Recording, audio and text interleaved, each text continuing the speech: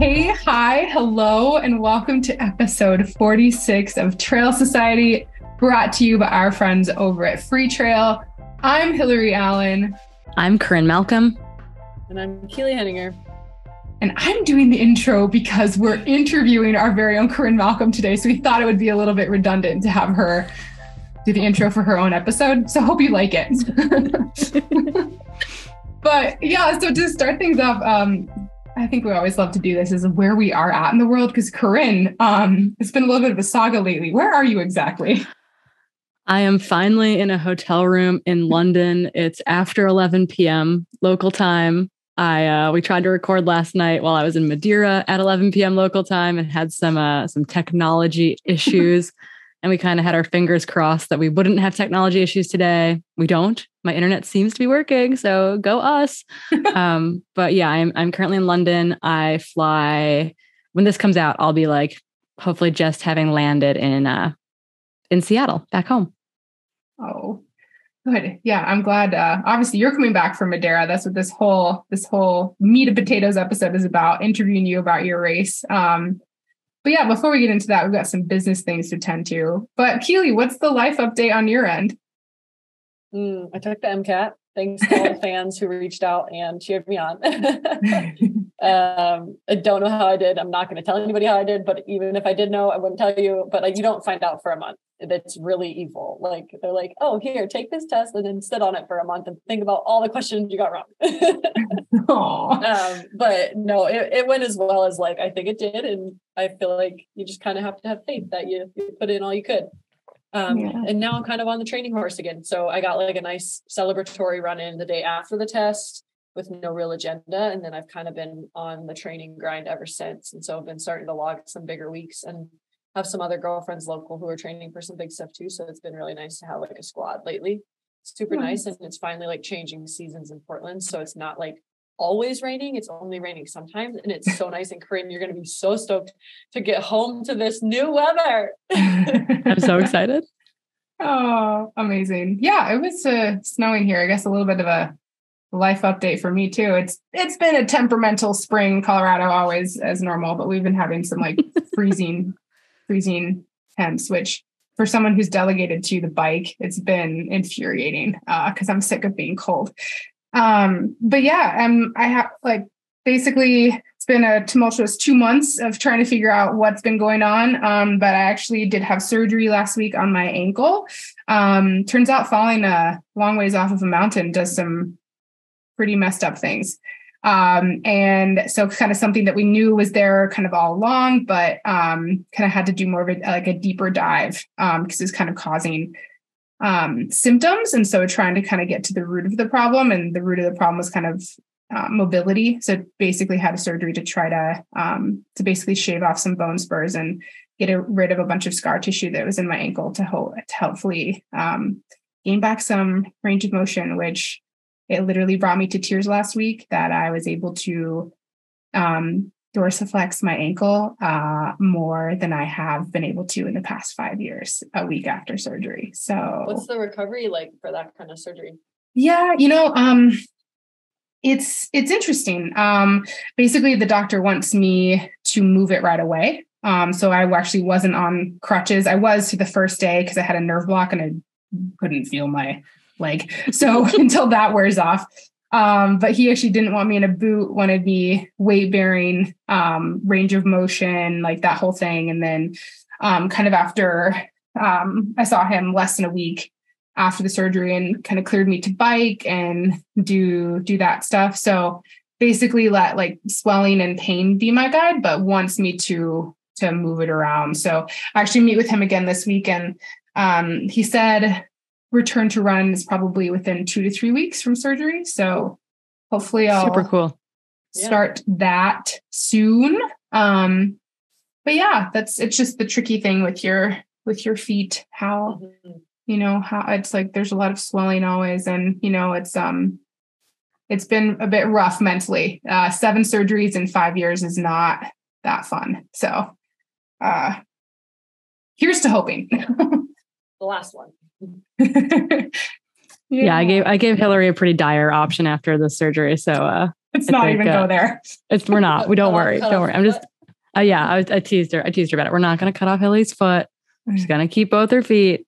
I'm really happy that you're up and moving on it, and that. Yeah, I was so happy when you texted me and said like that you have more range of motion now than you've had for 5 years. Like that is bonkers. Like so exciting. So I mean, your body does some crazy things to compensate, and I mean, obviously, I was doing pretty well with that impingement, but then it also causes other kind of issues. So hopefully, avoiding those in the future. Yeah. I'm on it. Don't worry. Okay. I was going to say, I can't do it. Corrine. Yeah, I'm here. We have to give a shout out to one of our main sponsors who keeps this whole thing operational. Those are the folks over at AG1. I've been traveling for 10 days. I think I've slept some, and, living out of a hotel is just a different environment. And so I definitely had those travel packs of AG1 with me, just kind of as a thing that I would add to my afternoon to make sure I was, covering all my bases. While I was on the road, which is generally kind of where I lean into a product like AG1. And so again, if you would like to try out kind of like the super green drink all over the marketplace, you're going to go over to www.athleticgreens.com/trail society. And there with a free 1-year supply, or there with your first ever order, you can get a free 1-year supply of immune supporting vitamin D and 5 free travel packs. Again, it's over at athleticgreens.com/trail society. It's been a part of my routine at home, but it's been cool to take it on the road. And I think that is definitely something that I will continue to do as I travel later this summer. Yeah, it's going to be in my travel pack too. It's something that's so awesome. It just makes you feel so much better if you have that with you on the road. Yeah, I feel like you're covering your bases, and that is a good feeling. But can we talk about some exciting results? Mostly the world's team from the Lake Sonoma race. Before we talk about other racing, can we just talk about the world's team announcement for the 80K team? Because like that to me was so cool, because you got to see who got in off a resume. Right. All the Lake Sonoma athletes did take their tickets. Like, I'm so excited. Yeah. So for the guys, right? I mean, we had Drew Holman, Preston, Kate's, and Caleb Olson for the guys. It was, what do you guys think about Lake Sonoma being a qualifier for? I think it's really interesting. I mean, it's obviously a really fast course, but there's, lots of people out there. Even on this list from the guys and the girls who, can translate that speed into mountain speed for a course that's like the 80K long course in Innsbruck. I think that traditionally I'd say like Lake Sonoma is a really fast course and might not translate to Innsbruck, but I think that this year, given the trail conditions and how muddy it was, the podium result shows us a very mountain capable team. Because I think that would be my hesitation. You have a really fast qualifier, and then Worlds has 17,000 feet of climbing or something in 80K. Like, that's a mountain course all of a sudden. And so it's like, you got to have your hikers, you got to have your toughies on the team. And so I think that the way Lake Sonoma played out this year still gave us, 6 exceptional athletes, but also 6 very mountain capable athletes who will thrive in that environment. So that was very, very cool to see. Right. So we said just like the three men that were basically got awarded for their podium finishes, but then also to round on the women's side too. Right. And so I was going to say, to round out the men's side, we've got Jim Walmsley, Zach Miller, and Eric LaPuma, who got in via resume. The race was really, really cool. Both the race, the men's race and women's race, was super cool. There's lots of back and forth. Drew and Caleb Olson ran through the field to take first and second there. But then you had Aaron Clark, Allison Baca, and Sarah Kais were the podium at Lake Sonoma. So cool to see Aaron Clark, new sponsorship this year, first race within the Nike kit, have a really good day. I think she didn't move into first until somewhere well after the 50K mark. Allison Baca as a mom, really coming back into her, we knew that she could do this, I think. And it's just a matter of time for it to happen. So she ran a really great race. Sarah Kais ran a really aggressive race and was due to have an amazing performance. So that was really, really cool to see. And then via application, you have Claire Gallagher, Hannah Allgood, and Shea Aquilano. And interestingly, I think the wild card there is Shea a little bit, in which it's she's an exceptionally talented young athlete, and I'm super excited for her to have this opportunity. but like she's kind of like that flat ground speedster who I'm like really curious to actually see her run a mountainous course, because it's not something that she has like traditionally done. She's done Black Canyon and JFK and Lake Sonoma, and she ran Boston literally a week after Lake Sonoma, and it's like well under 3 hours still. Like she's really, really good on flat surfaces. So I'm curious to see what that looks like. So, but also like a very mountain capable team with a ton of heavy hitters and people who have raced in Europe already, which is another big thing with Worlds, is that sometimes people have never raced internationally before going to that stage. And that's a big deal. It's a big difference traveling internationally for a race and like getting thrown into that kind of environment. Totally. Especially because like, you know, the like 80Ks, like, or sorry, the world teams, you're not necessarily going there a whole week before, right? You're kind of dealing with budgets and stuff. So you're not going there with too much time in advance to adjust. So yeah, unless you're doing it on your own. A lot of other countries too invest a lot more money into their teams, I think, and like actually train together. And I feel like it's always a battle as well. Mm-hmm. Yeah.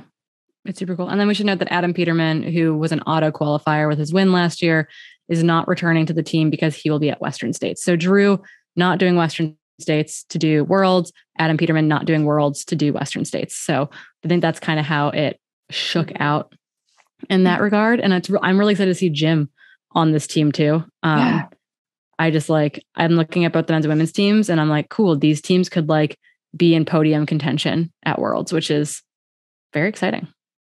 Yeah. USA. I know, I can't wait. It's going to be great. And now the other race result we're going to talk about is the Madeira Island Ultra Trail race that just happened. And we're just going to cover the results from like the 115K. Right. The 115K. I'm saying like the title. There's a bunch of different races happening at the same time, which makes this event super awesome. But the main like ultra event there is the 115K, the crossing of the island. So I don't know how many of you watched it, but I was glued to the dots Trackers running across the island. And there's a strong international field. Obviously, this is a race that was on, the world tour, and now it's kind of still brings in a lot of international competition. And so on the men's side, the podium, we have Lambert Stinelli in just a 14:01 time. Good time. Yeah, it's pretty solid. I mean, then Benoit Durandal, just about 15 minutes after him, 14:13. And then Luis Fernandez, I have to give a shout out to him. He's the local Portuguese hero, 14:23. He started out blazing fast. He was literally on like course record pace in the first like 3 aid stations. Luis gave me like a personal tour of the island of the course when I was there. So he's awesome. And I was really glad to see him do a really good race there. I think he'll be at Worlds representing Portugal. Super cool. Yeah. And then the ladies. So Manon Bohard, I don't know how to say her last name, but this French woman from Hoka. 15:48, just under the 15:49 mark. She was leading all day. She had a pretty solid race. It's a really good time. It looked like you guys had amazing weather out there. Not too cold, not too hot, and like clear. Louisa Bueller, 16:40. And then Lucy Jasmine was 16:47. Those two had a battle. Like it was actually Lucy was in second place for a lot, and then Louisa kind of took her at the end. Like in the last couple miles. Yeah. I remember when I ran it, Katerina was second, and she literally got past, like blazing past her, this Swiss woman, I forget her name, like 50 meters before the finishing chute. And Katerina was like in second place all day. And I remember her, like, she said to me at the finishing line, like in her head, she's like, she must be running the 80K. Or like, I was like, oh. No. So what happens? That's brutal. And it's confusing too out there because you merge with the 60K and then you merge with the 40K. And then the 85K starts to catch you pending on the field. So like the 85K men start to catch you on the big climb out of Curall somewhere in there generally. And then, or like across the top there. And then the women, like Kelly Wolf ran it last year and ran a great race. And so she passed me around like probably the 85, 90K mark. And I was like, wow, she's running. I am like kind of sauntering down this hill and she is running. And so you don't know, like, it gets more confusing because you really don't know, unless you can remember like seeing this person earlier, if they're in your race or not. And if their bib is on their front or their back, like you might not ever see it. And so it's like, I intentionally at one point last year, like pulled my bib around to my front because I didn't want the woman to see my bib when I ran by her, because I knew she was a 115K runner and I didn't want her to know that I was. And so I like pulled my bib around so she couldn't see it instead of having it on my back. So it's like the race gets weird. Yeah. The race gets super weird. And then Manon's dad, I don't know if you saw this, Manon's dad, Patrick Bohard, he's like in his 60s, I think he's 60. He was in the top 10 for the men. Oh my gosh. Yeah. And there was a long time where I didn't know if Patrick was her dad or her husband, which is like, I don't know. Like she looks really, really young. She's like our age. And he like, I don't know, like looks like a fit older guy, but I had no idea that like, that was her dad. I was amazing. I don't know, a relative, but yeah. So they were both like, they both raced. He ended up finishing 9th, I think, in the men's field. Like just what a badass family. Wow. That is pretty good. Yeah. So we did a pretty good condition. So I think the last shout out we have to give, we were like watching Boston from Madeira, all of us cheering on, because, you know, there's 4 of us with Adidas Terex. We're cheering on our teammate, Danny Moreno, Subhub co-host. And she was going for an Olympic qualifying, or Olympic trials qualifying time. And she was on pace for so long. And then like 2:34 pace. Like, man. She had a fueling mishap. And she said that it's kind of wild that like once you realize that goal like has slipped through your fingers, like the how quickly the energy leaves your body. She was like, I was just empty all of a sudden. So yeah, she finished in like just under 2:39, 2:38 and change. Which is like, I mean, she was like probably like 90 seconds off of the Olympic trials time. So on a hard course, huge props. Marathon debut too, like amazing. Just brutal. Go Danny, we love you. Woohoo! Check out the Subhub podcast. Like, let's talk some news. Keely, I know that you sent this to me. I was kind of secretly in the know about this policy for a long time, but it finally got announced this week. It's a new UTMB policy. I was tangential. I was not part of the women's group that worked on this, which was led by Caitlin Gerbin and Esther Sislig. I don't know how you say her last name. Hungarian athlete, but lives in Hong Kong. She had a great UTMB last year. She's a mom. They've been working with Sophie Powers and UTMB. Sophie, again, she races. Oh my goodness. I should know this. I just read an article about it, that we're going to publish on the Free Trail website in like a week. But they essentially, they were trying to be more inclusive. Initially it started as like for mothers in particular. It was about pregnancy. It was about a pregnancy deferral. It was about kind of making that a big deal, but it grew into much more than that to represent the community, in which it's really a parent focused policy. So it just got announced on April 20th. And that is going to look like essentially people who are eligible for the policy are going to be athletes that are pregnant, partners with pregnant, partners of pregnant people. So that opens it up to our male athletes as well. Or an athlete who's not carrying the child in the relationship.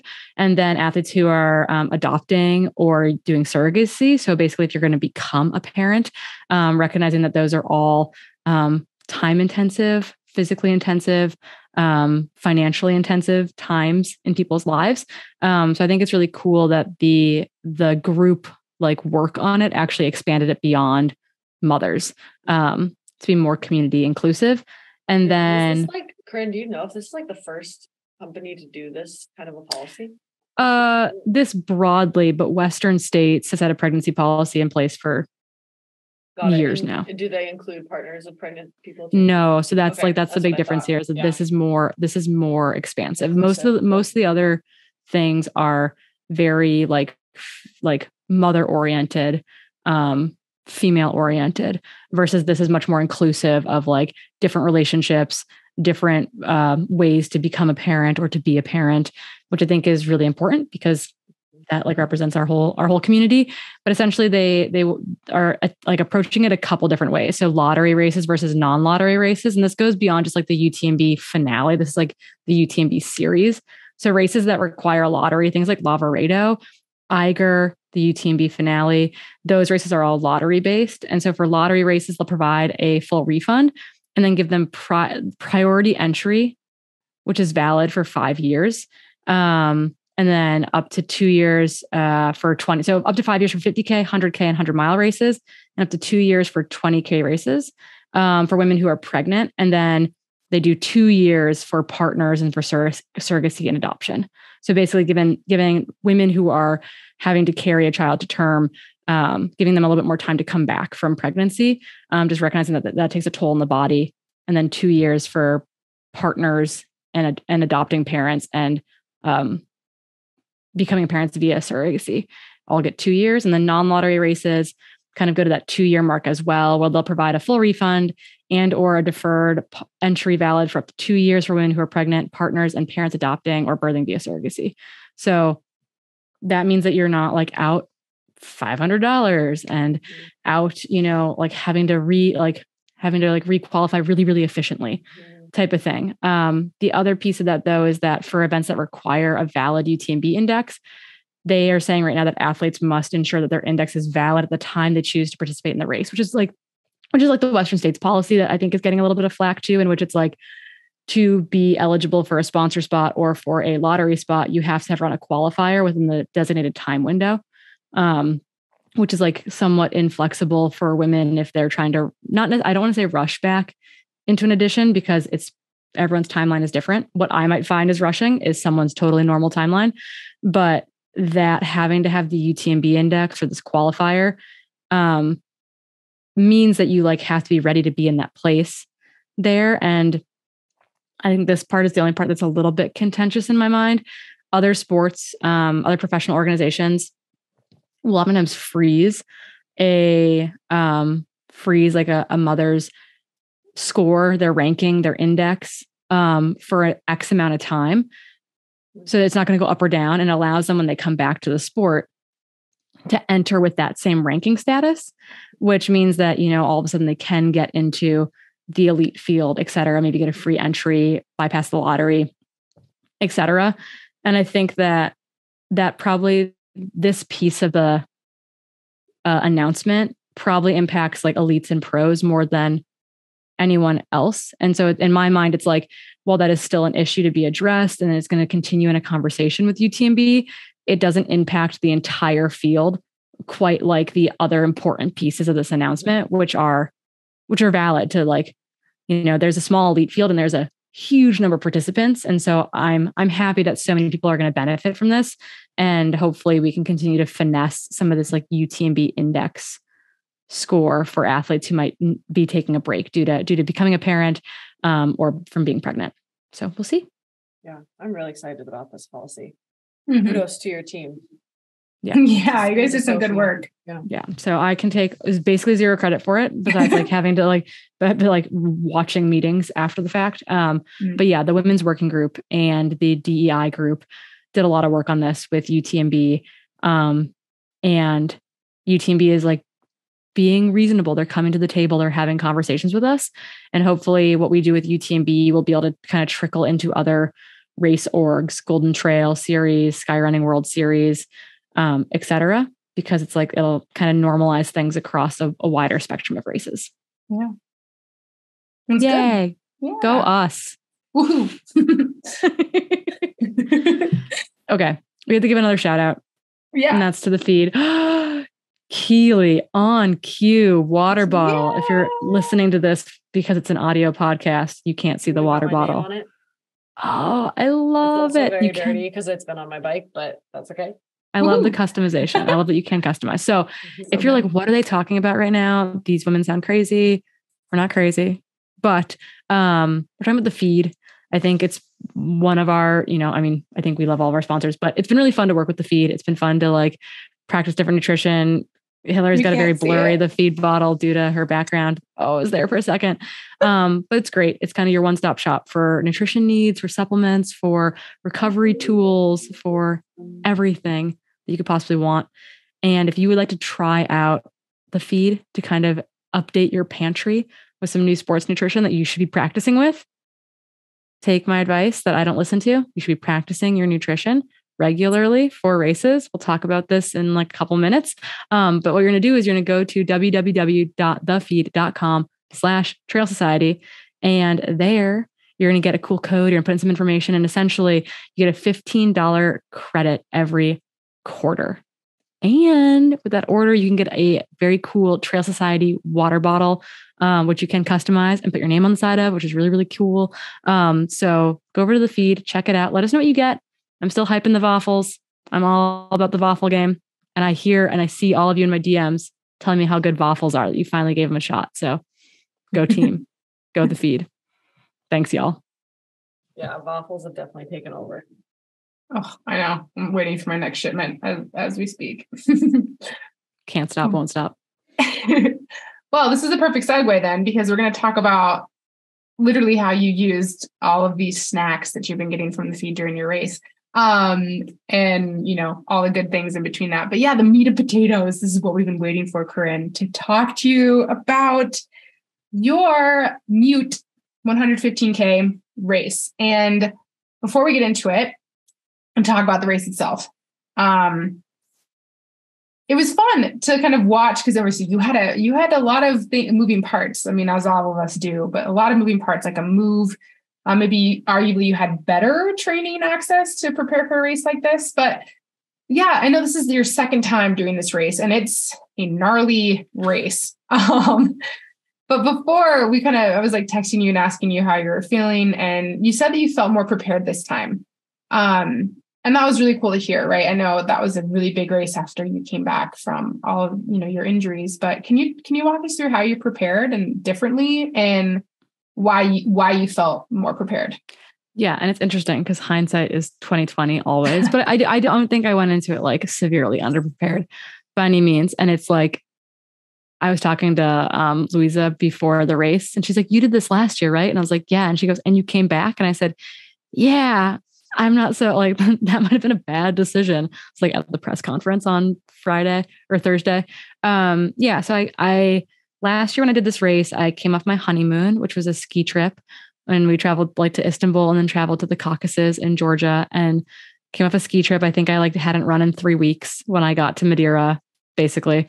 Because I was like in Seattle looking for housing before that, because we had found out Stephen had matched into residency, blah, blah, blah. The spring was chaos. Turns out April's just chaos for me in general. I don't know why I thought this year would be any different. I think I was gone every weekend for like 4 or 5 weekends before I flew. Like just not some things that were not ideal. But I will say last year when I was at this race, I was coming off of skis and I felt really strong climbing, but I like cried on a downhill early in the race last year because I was like, I can't run this. Mm-hmm. Like there are steps and it's wet and there's logs and it's awkward. And I just like felt like Bambi on ice trying to run the downhills last year. And I was like, as soon as I moved to Seattle and I'm like running in Issaquah and I'm like running at Tiger and I'm going up and down section line and cable line and all these gnarly trails that are just like kind of steep and weird.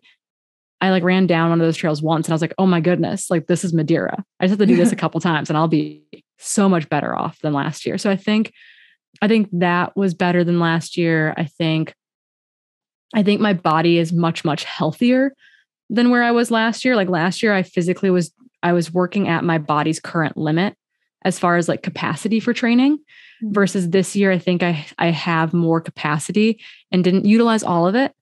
Like maybe a little bit of a whoopsie there, but I think I used the time I had. Even if I could have physically maybe done a little bit more. Like when I went to this race last year, I hadn't been able to do a running workout in like 18 months. And like, I'm able to do running workouts now. I don't have adductor issues like I was dealing with last year. Like my pelvis is A-okay, which is like so rewarding after like many ups and downs with it. So I think that there were a lot of things that I was much better prepared for.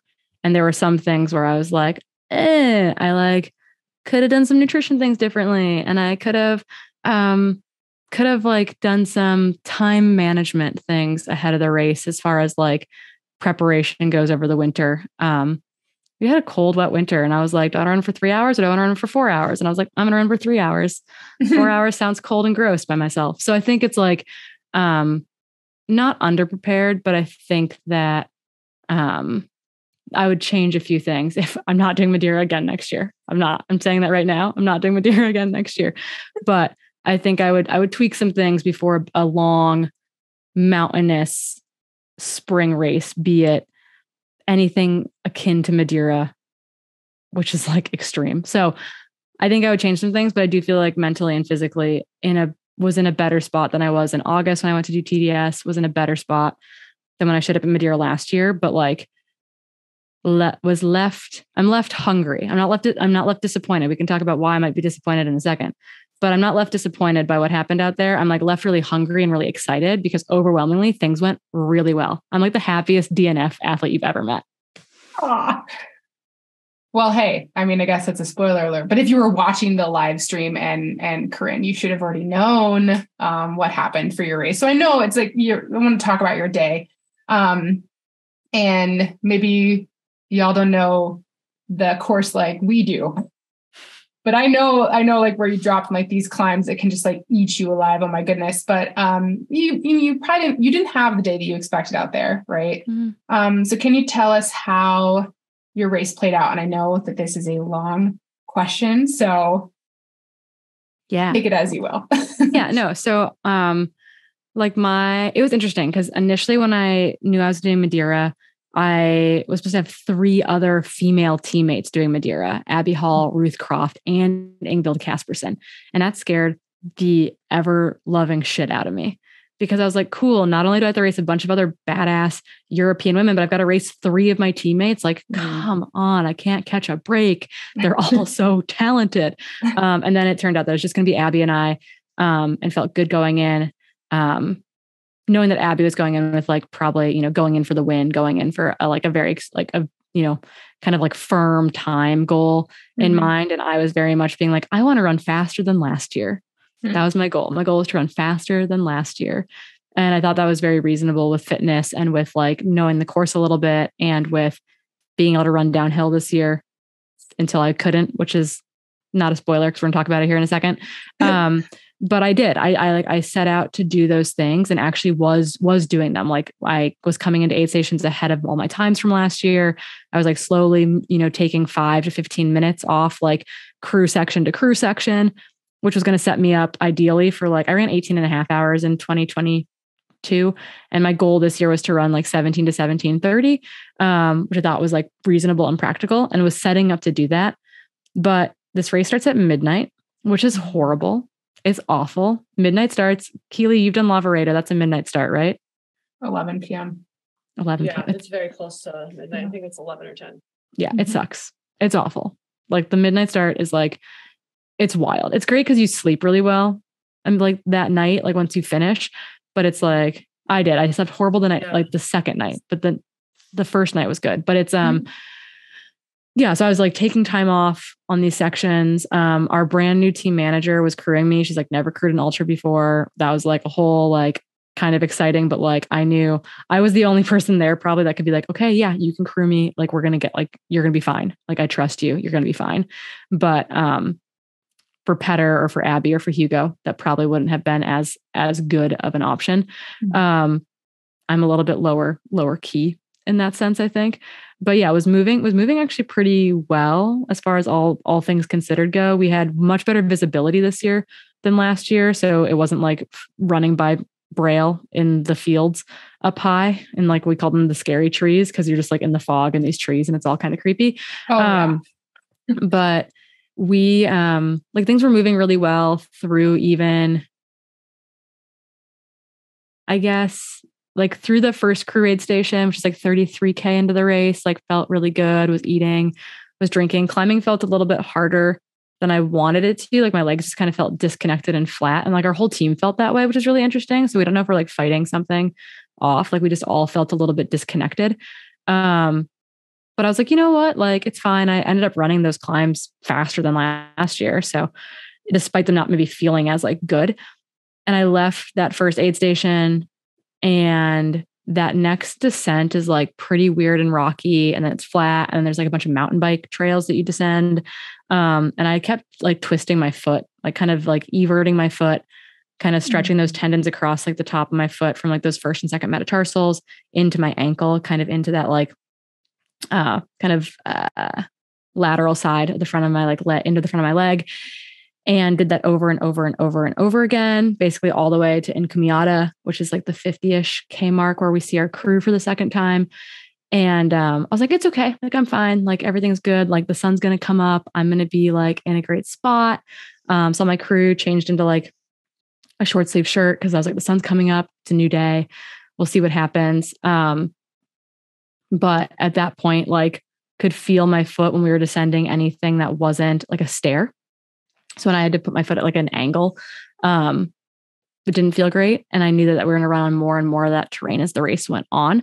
So like technical descending, that was like kind of choppy and stair steppy. I was like cruising on. And then anything else, I was like a road, like a downhill road was like horrible. And so I get through Encomiata, I take off, I ran through like that next section is like so beautiful before you descend to Curall. You're up high, like the sun is like coming up. It's absolutely like breathtaking. Like I ran all the best parts of the course. So I'm very happy with that. But like I knew that section was going to be hard, and I knew I had struggled there a little bit last year. And actually got into Curall, like I want to say it was a little bit longer. We had like a course reroute due to construction. So we had kind of a weird reroute section that I think added some time, but maybe only like 5-ish minutes or so. So it still came into Curall like 15 to 20 minutes ahead of last time I did this. But it was starting to get warm. That downhill descent, like the big downhill into the valley, hurt pretty badly, but didn't think too much of it. Like came in, reset, got out of there. And then like you climb out of Curall and it's like, I don't know, something like 6,000 feet or something. It's so silly. Yeah, it's 2,000 meters and 10K. It is a brutal climb, like that deep into the race. But it's I think the longest climb. And then even after that, it's just like lots of climbing, stairs, wetness, tourists. Oh yeah. Like you're on ladders and stuff. And like you're going to, what is it? Che de Lagoa. That's probably not how you say it, but like Pico Rubio, like that. Like past Pico Rubio. Oh, so like that next aid station. Yes, so essentially it's like you go up this massive climb, everyone implodes on it. I think even if you're feeling good, you feel bad. Like even if you're moving well, it's awful and it's hot and it's equatorial sun. And it's like, I've been running in long sleeves and tights for like months now. So I'm like, I don't know what the heat is. My skin hasn't seen sunlight in like months. I'm like so pale and pasty and like getting sunburnt. And just like having an absolute vision quest at this point, like I'm kind of nauseated, like nutrition. This is where nutrition, I think, fell off for me. So like kind of in that like 65 to 80K zone, like the wheels just really, really came off. And we had all these kind of steep, choppy downhills into that aid station with my foot just getting worse and worse and worse.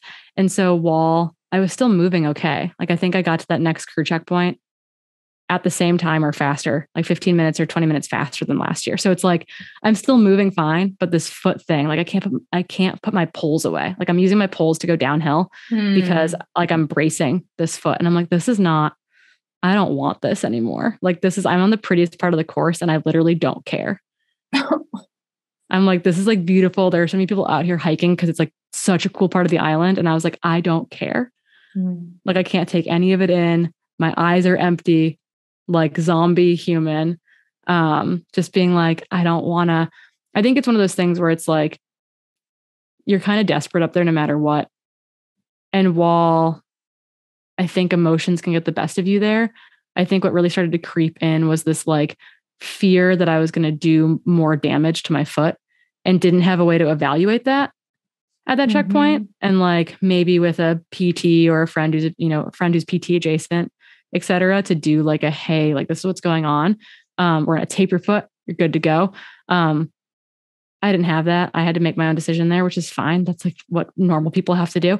And I was like, there's 19 miles of mostly downhill between here and the finish. Like there's some climbing, but there's a lot of downhill running between there and the finish. And I just couldn't imagine like every other step hurting for the next 19 miles.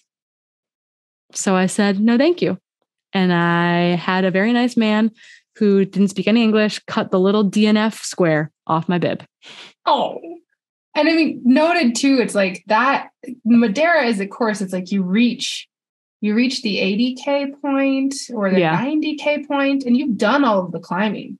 So the last marathon is all downhill with some like little blips, of climbing that are still really painful. Yeah. There's like one last climb out of Porta de Cruz that's awful. And then it's like Levada running, like flat, like irrigation path running for 15 kilometers to the finish line. Steep stairs, which make you want to cry again. And then Levada running.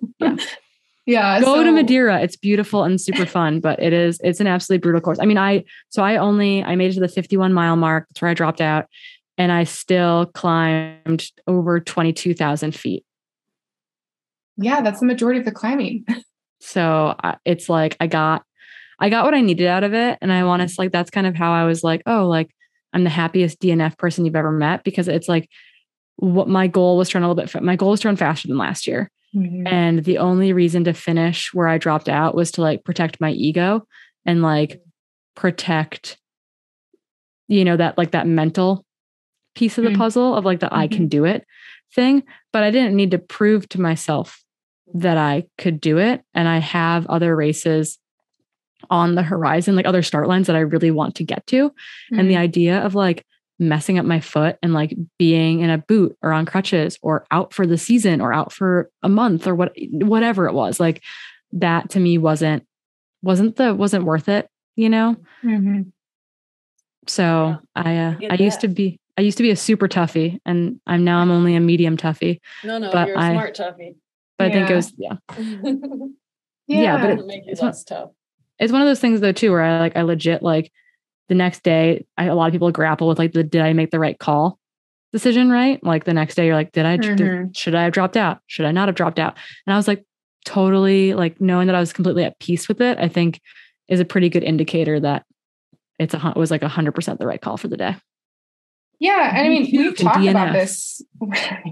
We've talked about this theme, extensively. All of us have, unfortunately, fortunately had to make this call. Right. And I think it's exactly what Keely said. It's not that, you're smart, you're wise to do it. It doesn't make you more or less tough. But I think it's really important for us to talk about it, whether or not there's a stigma or not, to talk about a DNF. And you already touched on it a little bit, but I'm wondering, like, because it is hard to separate that in real time when you're dealing with like the emotional stresses, obviously, of like kind of in a bonk and like not feeling good. Like, what are some things that you go through like mentally to kind of decide if it's actually like a good decision and not an emotional one? Because this is something that I've had to do as well. Like, strategies you can kind of tell yourself. And I have like a hard stop one, like, is there a potential to do physical damage? And that's like an absolute, like, pull the plug. Right. But it can be, there's like a fine line. So I'm wondering if you have any, how did you come to this conclusion? Are there like steps? Yeah. You have to ask yourself, like, is the pain I'm feeling like normal? Is it just normal ultra running pain? Because you've been running for a long time and you haven't slept and everything feels bad? Or is it pain? And I think that's going to be different for everyone. And having been a person who's had a major, like, catastrophic injury in the sport, I think I'm probably a little bit more sensitive to that than other people. I think the three of us are all probably pretty sensitive to it, given like our own personal injury histories of being like a hard stop on like, if there's a question that this is going to cause that I'm causing damage, to structurally beyond like having DOMs on Monday. Like I'll take some delayed onset muscle soreness, like hand me DOMs. I'm fine with that. But it's the like, okay, like this is a tendinopathy, or this is a bone, like a bone contusion, a bone inflammation, a stress reaction in the making. Like that was my worry, was that I was going to like have a metatarsal injury in the making, and like knowing that I want to be on a start line running 100-miler in July. And so I think that there are like those hard stops, the injury piece. And then I think it's also like, where are you in your season? What are the goals? Is this a practice race? Is this your A race? Do you need a qualifier? Is the goal to finish?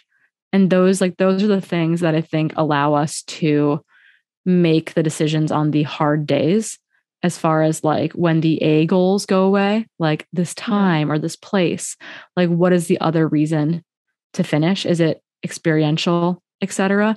And so I think that my hard stop is like I'm doing like bodily harm, like either via illness or big biomechanical stressor that's beyond the scope of normal ultra stressors.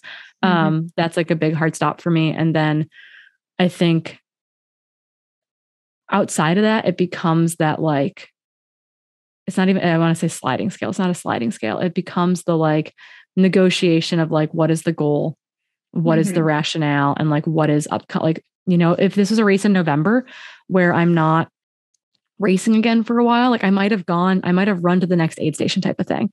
Like if this was a November race and I wasn't planning to race again for months and months and months, like I might have run one more aid station just to be like, hey, I'll see my crew in Porto de Cruz and like see there if like this is an issue, or I might like try to get to the next aid station and like call my crew if I needed to type of thing. Like I'm a big fan of the, like, if you're feeling low, get to the next aid station and make that decision type of thing, or like kind of keep going to the next aid station to make that decision. If it's outside of that bodily harm scope, if it's just like the discomfort, the things are feeling bad, I'm not having fun scope, oftentimes I'll try to milk an aid station or two out of it, or a crew stop or two out of it. But it is, you know, I think it's different for every single race. It's different due to timing. It's different due to goals and ambitions for that event. But yeah, I think it's a lot of calculus, and it's a lot of like talking yourself off a ledge. And then sometimes you're making that decision solo, and sometimes you're making that decision with a crew person or a significant other or a teammate or a team manager. And they will have opinions, and it's kind of hard to make sure that you're making the right choice for you versus the right what they think the right choice is. Because I've had to go both ways, right? The like, you should drop and they don't want you to. And the like, I've seen it with athletes too, where it's like, they're like, hey, no, I think you should end. Like, I think we're done for the day type of thing. And then the athlete's got to grapple with that on the backside of like, was it the right choice or not? And so really knowing that you're making the right choice for you is really important, but it's hard in the moment because you're like sitting there and you feel like you're wasting time. And then you've been there for 30 minutes and you're like, why am I still here? I've just burned 30 minutes and I still haven't made this decision. So it's like, it's hard and it's emotional, but I think you can add some like practical things and like the rational, you got to keep your rational brain intact, even if you haven't slept for 24 hours. Yeah. I mean, which is hard, but I think that's, I mean, right. It's important to obviously have these conversations with your crew, but then, and also like have that clear line of, okay, this is something that I will not go past. But I mean, you touched on it briefly. I think my main follow-up question too, and I mean, I got to talk to you yesterday. So, and you were, you were very, optimistic and happy, and you seem to be doing quite well. In fact, you made that comment, and even just like reading, your posts afterwards, right?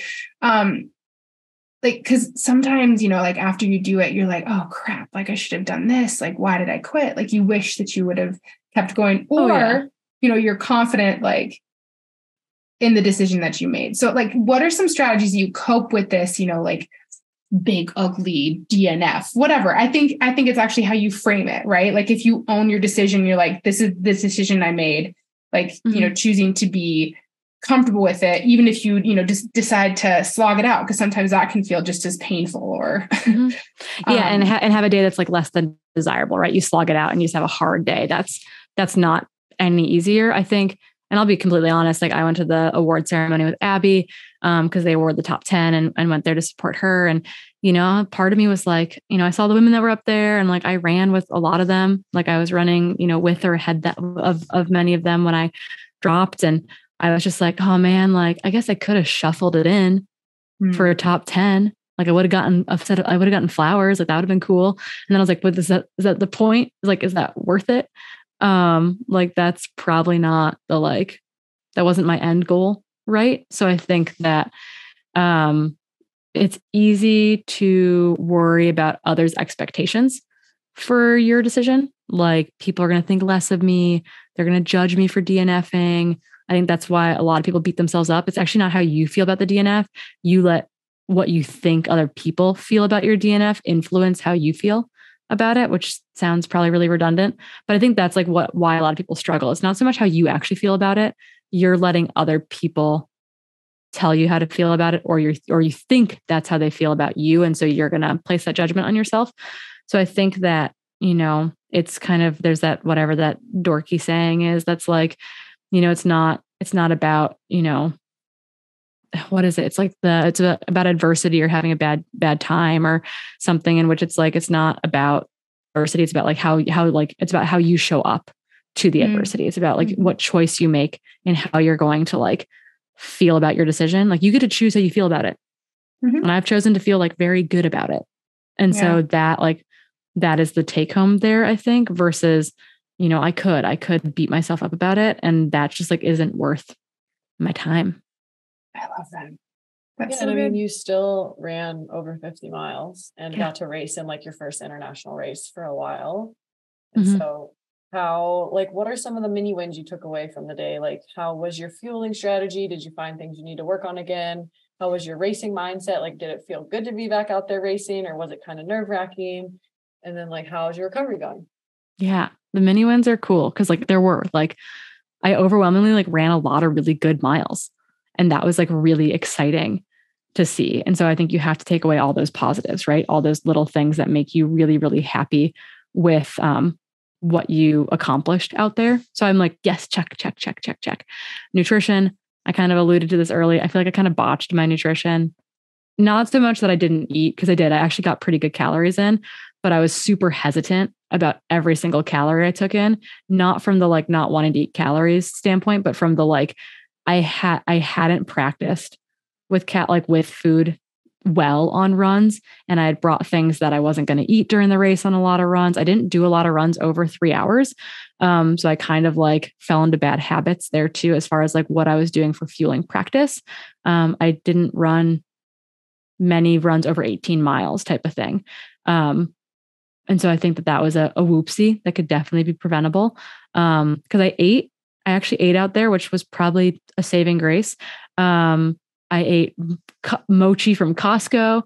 I ate goo gels. I ate awesome sauce. I drank Roctane. I drank Scratch. I had like a whole spectrum of things that I was ingesting out there.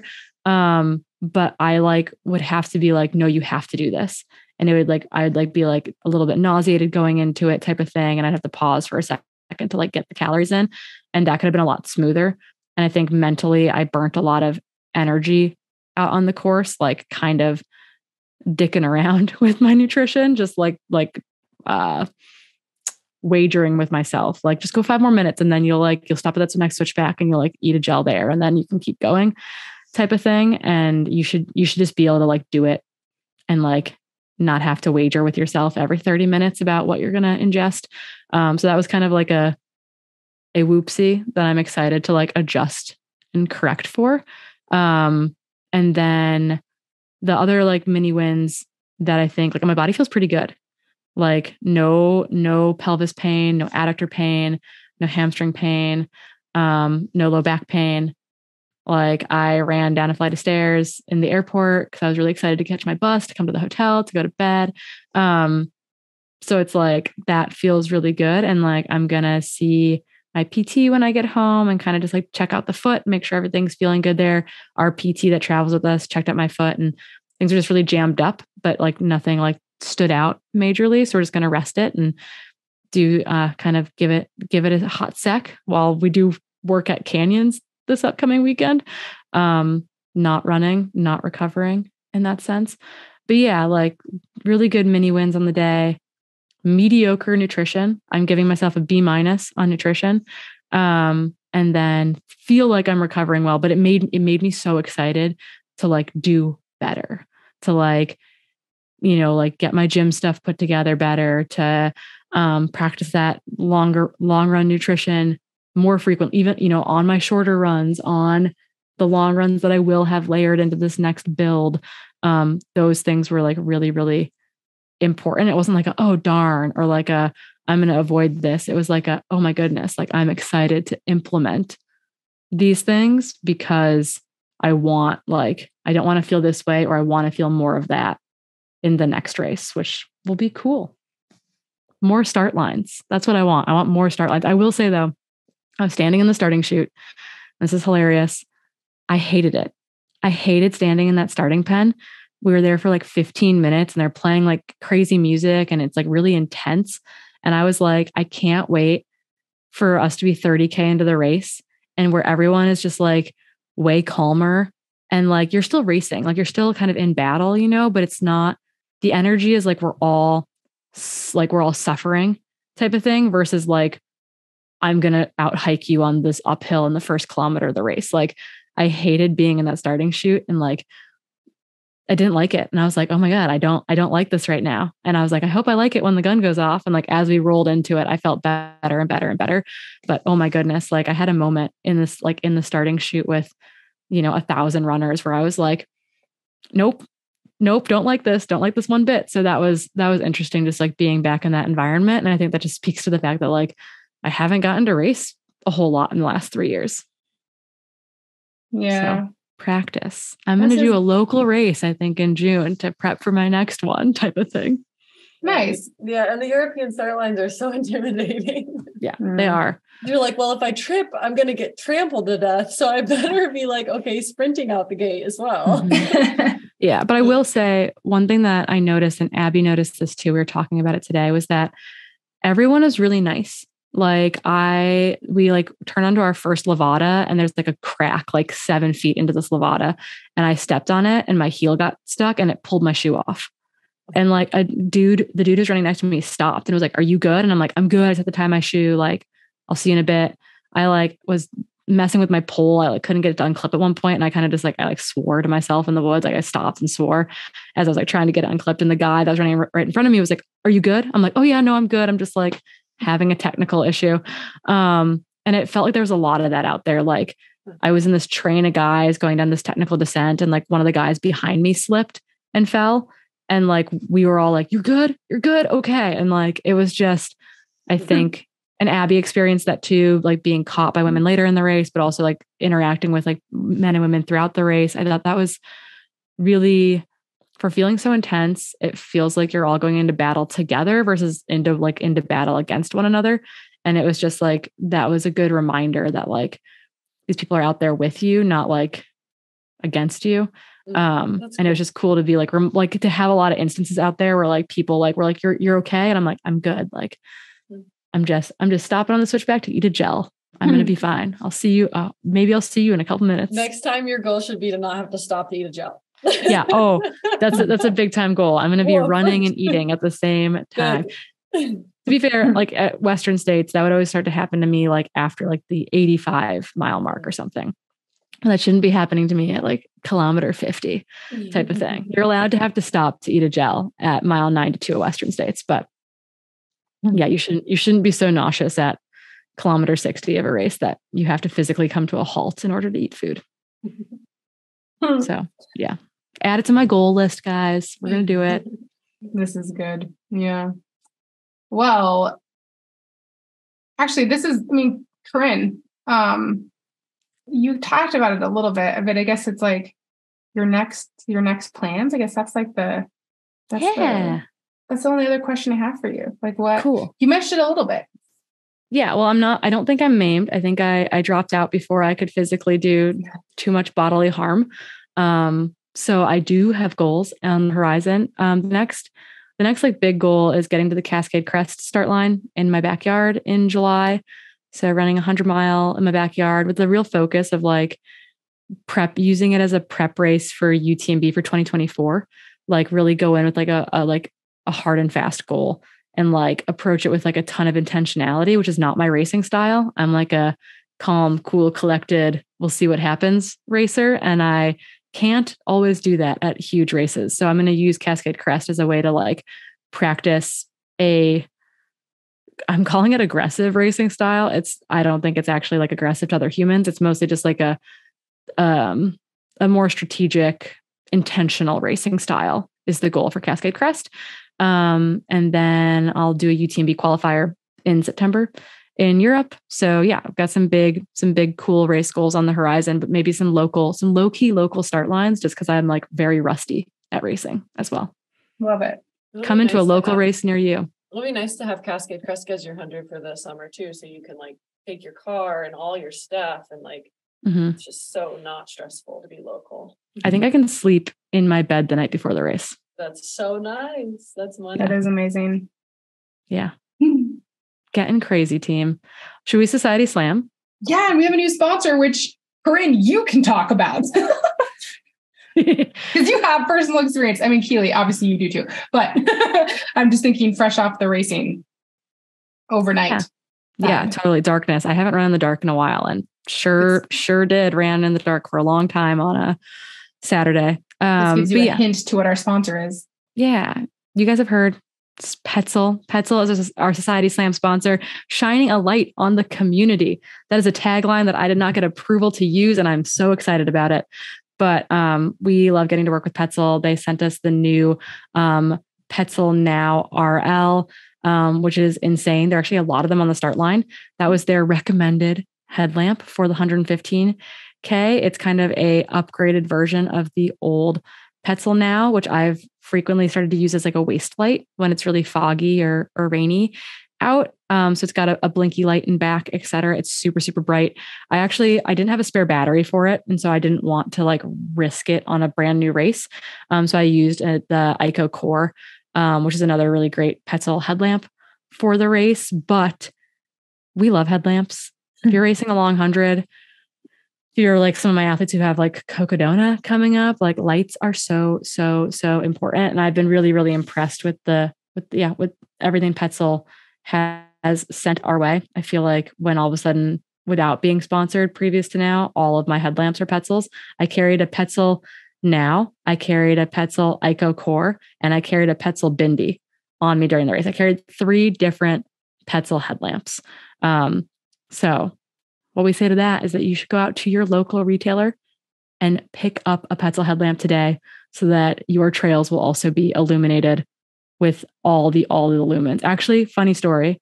At one point during the race, I defined a new term and I called it lumen hunger. And it's where you wanted more lumens. And it's because like you'd gotten used to someone running behind you. So the trail was a little bit brighter, or running right next to someone, the trail was brighter, and then they'd go away and the trail would be dimmer. And you'd like have this like kind of panicky hunger for more lumen. And so if you run with the Petzl Now RL, you can have 1,500 lumens. So that's my advice. Try it out. Let us know what you think. I used it to fix our oven vent the other day.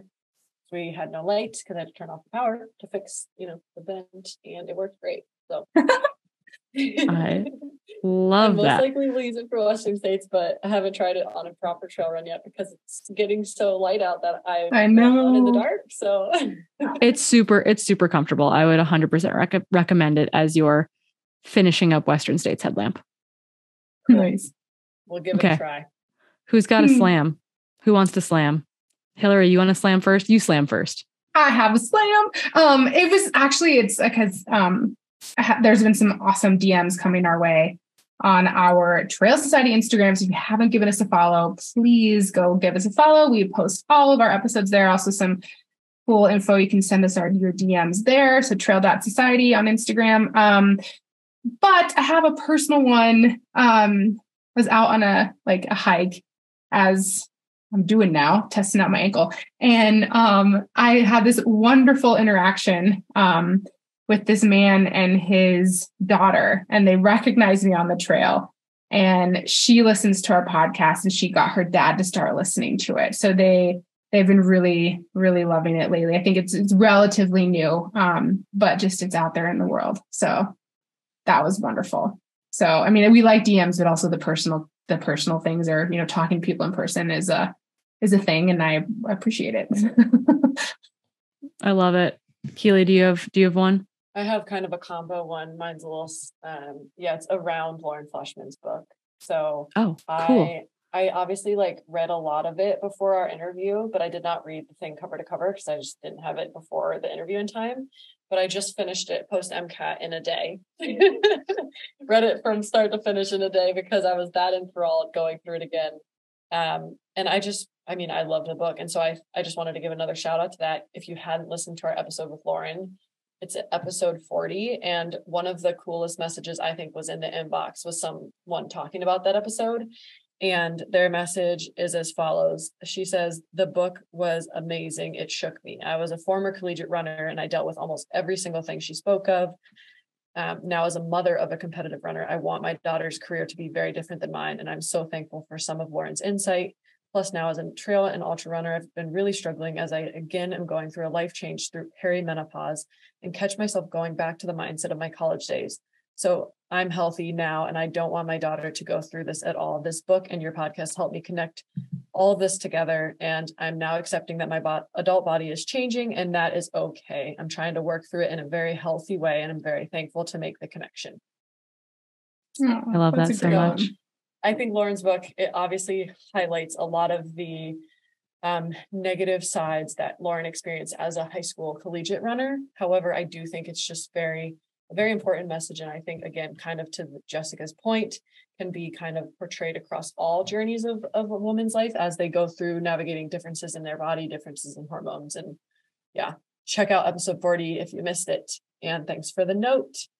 I love that so much. We had someone write in about, we talked on the getting sick episode, which is like so ironic that like we legit recorded that episode, you guys, on that Friday. And then I woke up Saturday night sick. Like, and I was like, I'm traveling to Madeira in 6 days. Like, what the heck?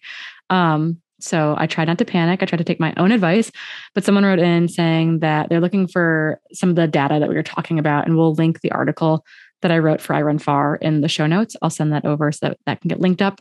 But essentially they've got a pal who's injured and stressing a lot, maybe doing too much cross training, and not getting enough recovery in. And they're hoping that these numbers will help their friend feel better about giving their body the appropriate amount of rest without this fear of losing fitness. And that fear is so, so, so real. And so I wrote a fact or fiction piece for I Run Far a while back that covered the kind of like the needing to take time off. And like, would you actually detrain in that time period? And there's some really good data there as far as like, you can actually take a lot of time off, like pretty seriously off. And like the things that you lose are like neuromuscular and blood plasma volume. And you get those things back really, really quickly. I promise. So for the individual looking for that, or if you are looking for that information, we'll link that article in our show notes. So go check it out. Some myth busting over on a fact or fiction piece for you. I think that's it. I think we did it. Yay. Yay. Thanks all for listening to me ramble about Madeira and my sleep deprived state.